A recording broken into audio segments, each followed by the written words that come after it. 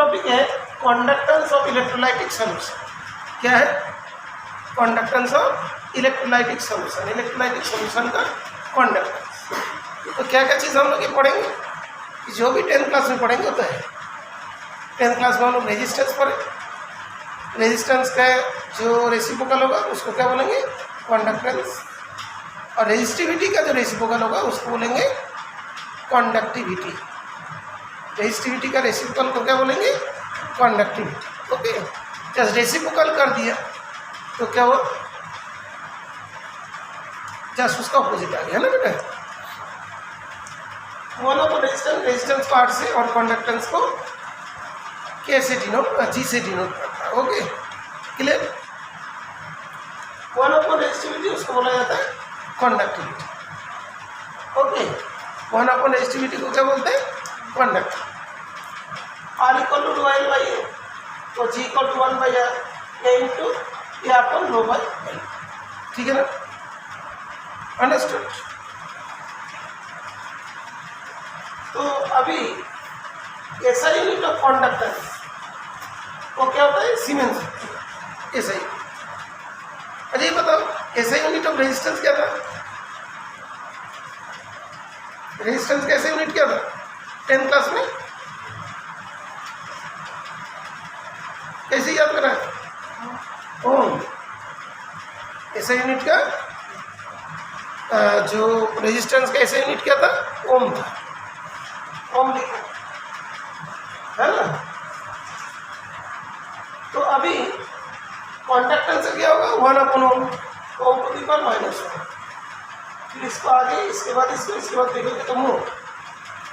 तो इसका other units क्या था? ओम इनवर्स, नहीं तो मोल। देखो लिखा है कि नहीं? मोल लिखा है? यस। देखा कितना बढ़िया यूनिट है।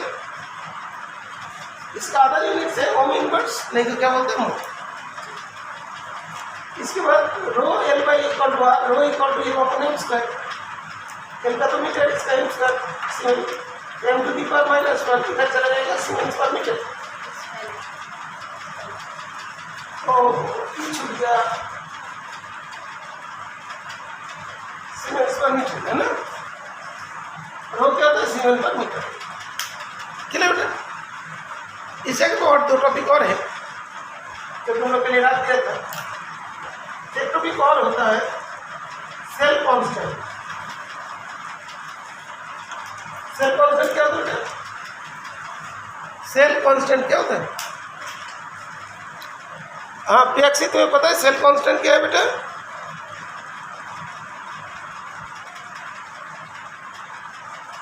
सेल कांस्टेंट एक बार ढूंढो।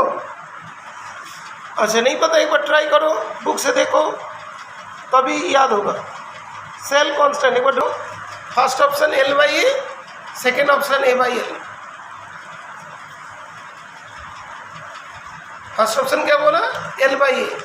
सेकेंड ऑप्शन क्या बोला? ए बाई एल। इसके साथ साथ हम लोग एक चीज और बता देते हैं, cell constant G asterisk equals to L by A, है ना? ये ना? तो R equals to rho L by A, ठीक है ना? R equals to rho L by A, 1 by R, 1 by rho L by A. Okay, देखो कुछ फॉर्मूलाज दिया होगा तुम्हारे बुक में।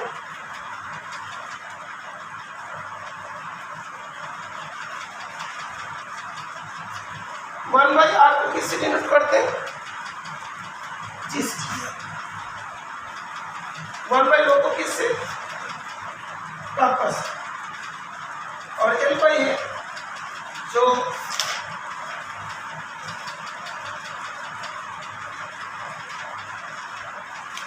बोला कि 1 अपॉन जी एस्ट्रिक्स, तो G into G asterisk equal to kappa,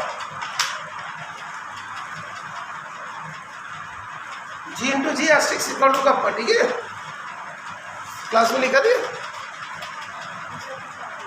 अच्छा, मिल गया बेटा? और तुम्हारा ये वाला रिलेशन भी दिया गया, देखोगे that is G asterisk equal to R into kappa, ये भी हो सकता है। G asterisk equal to R into kappa होगा क्या? हो जाएगा। जी एस्टिक्स जो है ये वाला, तो आर कौन सा ये वाला है, वन कौन रो क्या कप्पा है, कितना लिख देगा।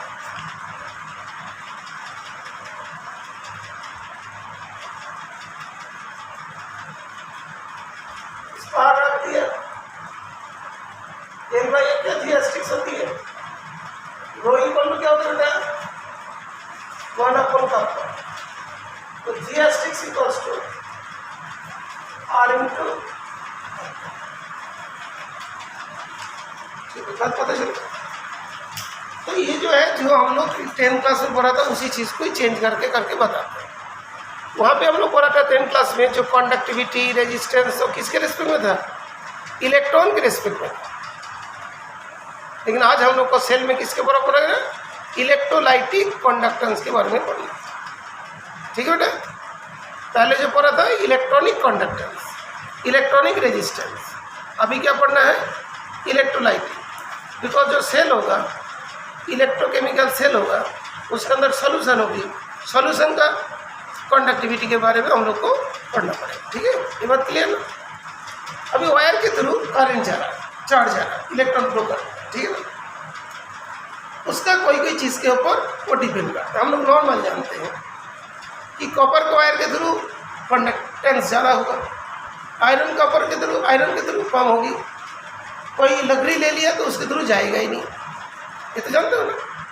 तो यहाँ पे देखो लिखा है, electronic conductance depends on nature and structure of the metal, nature and structure of the metal, दो बात दिया, नेचर दिया and structure of the metal. Number of valence electron per atom 10%, ये 3 पॉइंट दिया, कितना प्रूफ में दिया, पॉइंट 3 दिया। Nature and structure of the metal, एक तो नेचर के रिस्पेक्ट में, जैसे हम लोग का बोलेंगे आयरन है, कॉपर है, गोल्ड है, क्या है नहीं है। फिर रेजिस्टेंस उसके ऊपर भी डिपेंड करता है, वो मोटा है, वो पतला है, लंबा है ना। दूसरा, number of valence electron per atom,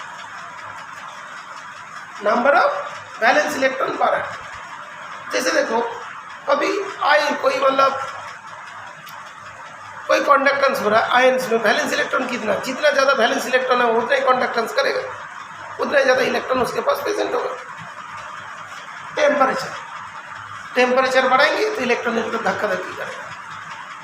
temperature बढ़ा देंगे ना, तो एक इलेक्ट्रॉन जो जा रहा था वो एक दूसरे को कोलाइड करेगा और उसकी वजह से मोशन कम हो जाएगा। इसीलिए टेम्परेचर बढ़ने से कंडक्टेंस घट जाएगा, इसमें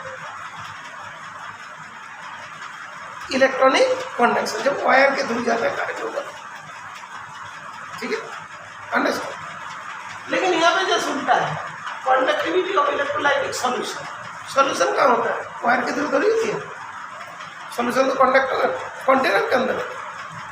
आई मतलब कि हमने वायर के थ्रू इलेक्ट्रॉन जा रहे हैं, टेम्परेचर बढ़ा दिया, कोई इलेक्ट्रॉन ऊपर, कोई नीचे, कोई इधर, ऐसा करेगा, आपस में टकराव होगा, बिकॉज जाने का जाएगा बहुत कम है।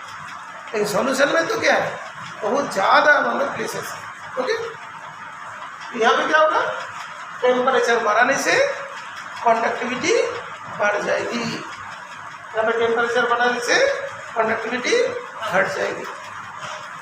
इसमें और भी चीज़ के ऊपर डिपेंड करता है, नेचर ऑफ इलेक्ट्रोलाइट, इलेक्ट्रोलाइटिक का नेचर को, साइज ऑफ द आयंस। मैं एक आयन बताऊँ, एक आयन बताता हूँ, NaCl, छोटी आयन है ना, और एक आयन बताता हूँ, ये B2 प्लस, SO4 माइनस। कितना बड़ा आयन है, ज़्यादा भारी आदमी जल्दी नहीं चल पाते ना, हल्का आदमी कहीं भी चला जाता है ना। तो भारी होगा, नेचर ऑफ साइज होता है, साइज बड़ा होगा, कंडक्टिविटी घट जाएगी। Nature of the solvent and it's viscosity, solvent, तो मतलब जो सॉल्वेंट है मतलब ऑयल है, ऑयली टाइप का, तो इसका विस्कोसिटी मतलब ज़्यादा होती है, वो जल्दी जाने नहीं देगा, फ्रिक्शन क्रिएट करेगा। और पानी जैसा होता है, विस्कोसिटी क्या होता है, कम होता है, लेट में तो आराम से उसको मूवमेंट करना है। ठीक है, क्लियर। दूसरा, कॉन्सेंट्रेशन ऑफ इलेक्ट्रोलाइट। इलेक्ट्रोलाइट क्या है, बहुत ज़्यादा कॉन्सेंट्रेटेड होंगी तो सॉल्वेंट कम हो जाएगा ना, तो उस जगह पे क्या होगा, कंडक्टिविटी कम होगी। और बहुत कम होगा कॉन्सेंट्रेशन, तब भी कंडक्टिविटी कम होगी। तो क्या होना चाहिए, मीडियम होना चाहिए। ठीक है, उन्नति मूल हो गया। तो बेटा अभी और एक जो चीज़ था, सेल कांस्टेंट, जो एल बाई होता है ना, r equal to L by, इस पार्ट को क्या बोलते हैं, सेल कांस्टेंट बोला जाता है। ओके, तो सेल कांस्टेंट को जी एस्टिक से डिनोट करते हैं l by, r equal to L by, 1 by r equal to 1 by a by. ठीक है ना, 1 बाई आर को क्या बोलते हैं, कंडक्टेंस, 1/2 को क्या बोलते हैं, कंडक्टिविटी, और A by L reciprocal of cell constant. तो G into G asterisk equal to K वाला प्रूव करने के लिए आता है। फिर G equal to R into kappa, वो भी होती है, देखो R rho L by R हो गया, रो इक्वल टू 1 कप्पा, ये वाला क्या जी एस्टिक, तो G asterisk equal to R into K. ठीक है बेटा, तो अभी हम लोग का जो ऐसा ही नीट है ना, ऐसा नहीं याद हो गया तो तुम लोग को बोर्ड में बुलाएंगे, फटाफट लिख दोगे। ठीक है बेटा, तो आसान हो। तो अभी ये हो गया कंडक्टेंस, कंडक्टिविटी ऐसे तुमने लिख दिया, सीमेंट लिख दिया, ओम mho decimal per metre, number of valence electron per atom, temperature packet वाला नहीं लिखा, पैकेट वाला लिखना।